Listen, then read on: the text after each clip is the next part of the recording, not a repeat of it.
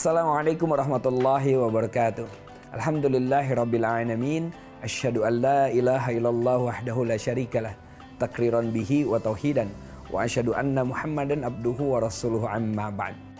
Para pemirsa yang dirahmati Allah Subhanahu wa taala, Ramadan ini adalah momentum berbagi kebahagiaan dengan orang lain.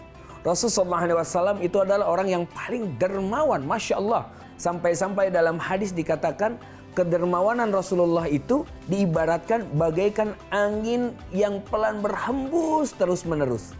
Kalau kita ada di hadapan atau di depan rumah kita, ya, sambil santai dengan kopi dan lain-lain, kemudian menikmati hembusan angin yang menerpa wajah kita, maka itu terasa nikmat.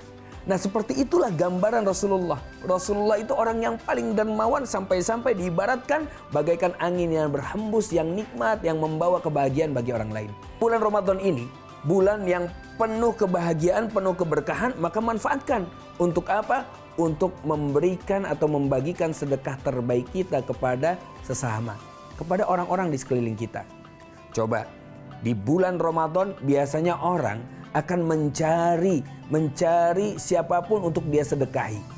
Kok di luar bulan Ramadan kadang-kadang ada orang lewat di hadapan kita yang ingin mencari orang yang bersedekah, kita kadang-kadang cuek, kadang-kadang abai, kadang-kadang lalai.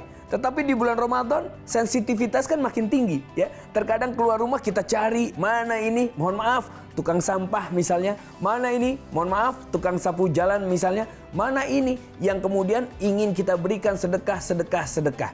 Nah, momentum inilah manfaatkan. Karena apa? Dengan banyak bersedekah di bulan Ramadan akan mempertajam itu mata hati kita, basirah kita, akan mempertajam sensitivitas kita dan membangun budaya bersedekah. Nah, sedekah apa yang terbaik kita berikan di bulan Ramadan? Sedekah yang sesuai dengan porsinya dan kebutuhannya. Karena terkadang begini, kita ingin mensedekahkan uang, namun ada orang yang nggak butuh uang. Ada orang yang ternyata hanya butuh didengarkan. Maka sedekahkan telinga kita, dalam tanda kutip ya, untuk apa? Mendengarkan keluh kesah. Karena sedekah itu tidak melulu uang. Bisa kita sedekah tenaga kita, bisa sedekahkan waktu kita, hanya sekedar mendengarkan. Mendengarkan apa? Keluh kesah orang dan memberikan solusi bagi permasalahan-permasalahannya. Kenapa Allah ciptakan dua telinga dan satu mulut? Supaya kita lebih banyak mendengarkan, bukan banyak berbicara. Ya, dengan telinga kita ini ternyata kita bisa mendapatkan manfaat pahala di dalam bulan Ramadan. Dengan apa? Mendengarkan keluh kesah orang lain dan memberikan solusi dari keluh kesahnya itu. Oleh karena itu, sedekah yang terbaik adalah sedekah yang kita lakukan dengan ikhlas.